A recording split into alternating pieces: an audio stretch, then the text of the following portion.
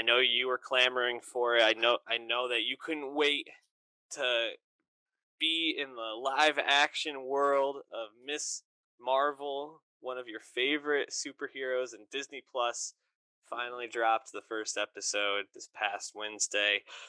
Uh, what'd you think of this first episode, Dave? Miss Marvel, not a character I think really, all joking aside, either you or I has really engaged with much, if I'm right. No, yeah, not too much. I mean, the thing is, Miss Marvel is a very new character, less than 10 years old in the comics. So the popularity of the character, I think, kind of speaks for itself because it's risen to such a high profile so quickly. The lead character in the uh, Square Enix Avengers game from 2020, kind of reminiscent of like Harley Quinn on DC, where like a new character just becomes such a big, basically new A-lister for them. That's what they want Miss Marvel to be on the screen.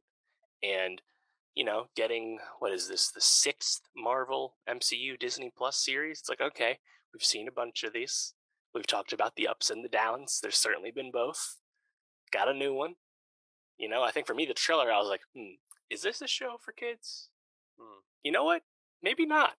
I'll gonna be honest. I think the first episode of the six episode series, I think the first episode kind of surprised me in terms of the strength of its tone, the strength of its casting, and its visuals, which is very uncommon for Marvel, honestly, and left me feeling pretty good. I think honestly, the one question mark is when the show has to be a Marvel show in the future.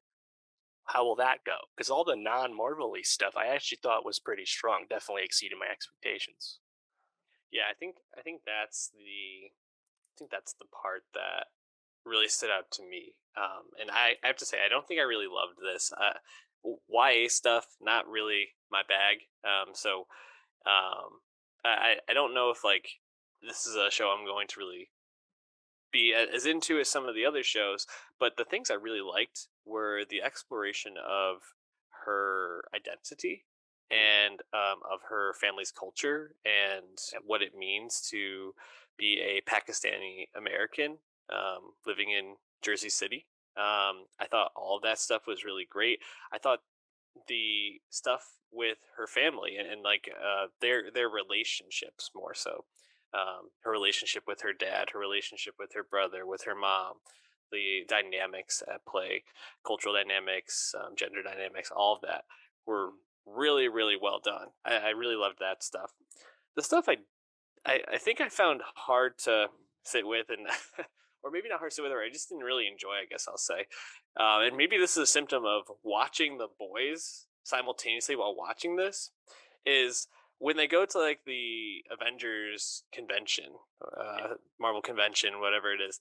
That was when I was like, you know what, I might just be like over Marvel right now. It's so tuned in a certain way that just feels worn down to me and think like a little boring, especially when you're watching something like The Boys that is so critical and feels so like thought provoking, and Marvel feels like I'm just supposed to like giggle along and be like, "Oh, there's Captain America's butt cheeks again." Like, like I don't know. Right.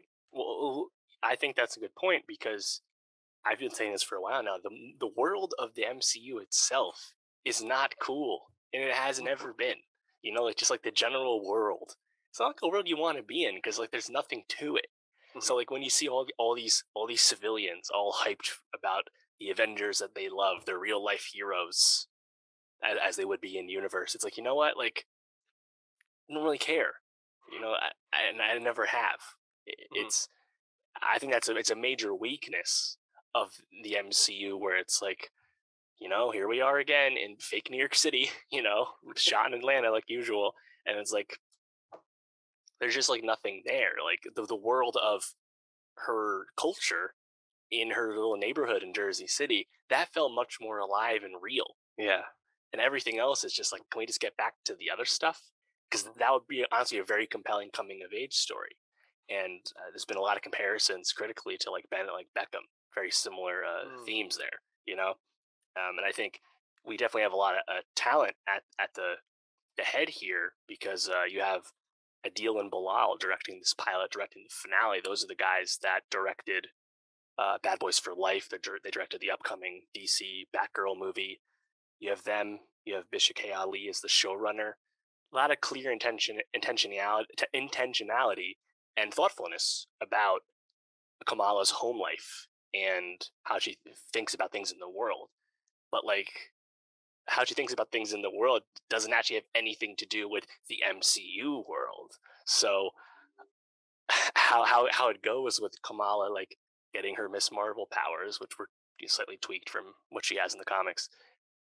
I don't know, like because at the end of the day, this is probably just a series that sets Miss Marvel up to show up in the Marvels, Captain Marvel 2, in the movie. So we know it probably won't be that consequential. It's just kind of a coming of age origin story, Mhm. and I just think Marvel kind of needs to show the work again and like make you care about its greater world building because I just don't think they're very successful at least on the TV front right now.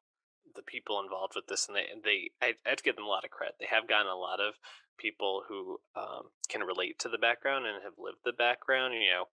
The fourth episode is uh, directed by Charmine Obaid Chinoy, who has won Academy Awards and Emmy Awards, and specifically for her work in highlighting the inequalities with women and within the Pakistani Canadian culture. So I Mm, assume that she's probably going to be exploring some of the family dynamics there, and cultural dynamics as well. You mentioned Adil and Bilal. I think even Bisha K. Ali is someone who definitely is on the rise, and I think this is a great opportunity for her.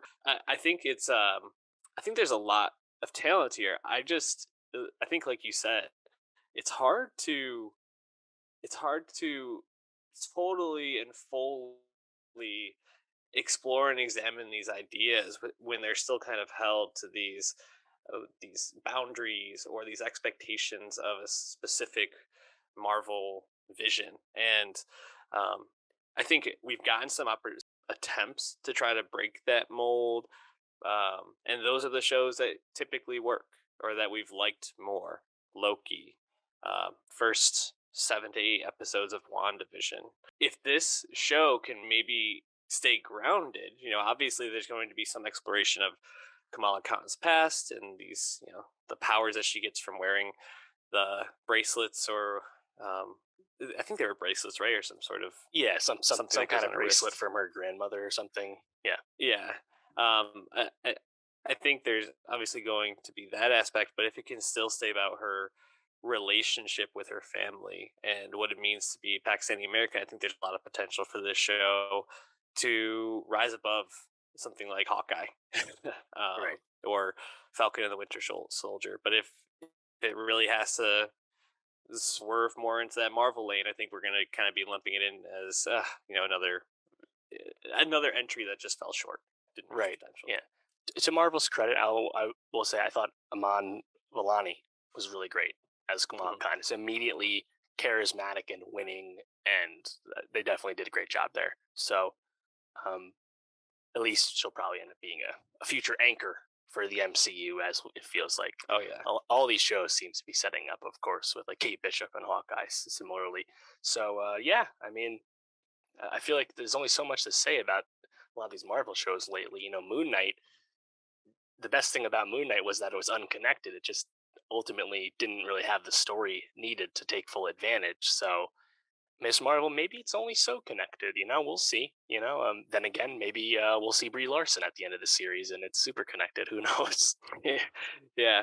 I do want to shout out a couple of scenes that I think really stood out to me. I guess one in particular, but most of the stuff within their house I thought was really, really great. Whether it's them having dinner together, her talking to her parents and asking to go to Avenger Con.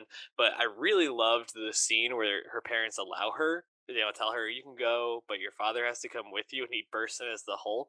On Kapoor is just, he's so funny in that moment, bursting in all painted up in green, and then I think shows some really good chops, because it's heartbreaking when she's like, "No, I don't, I don't want to go as Hulk. I don't want to go as this, like, with you guys." Like, it Mhm. really made me feel sad. So I thought that was really, really effective. I also liked a lot of the scenes in the school between Kamala and Bruno. Hmm. When they're kind of like plotting and stuff. I think that's pretty fun. And like you said, running around Jersey City, there's some fun stuff there as well. Like when they run to the bus and she has to leave her bike behind and stuff. I thought that was like fun to see them traveling about, but a lot of the other stuff just didn't fully hit for me. So Yeah, we'll see. yeah, The show could go in two directions. It feels like. for sure. I think visually, first episode did a really cool job of putting like the animations, like her drawings, like in the world, like on the backgrounds and stuff. So I'm curious to Yeah. see if that kind of visual flair that's pretty unique per Marvel standards. I want to see if that continues in the subsequent episodes. We'll see. But yeah, uh, Marvel's back because it really never goes anywhere.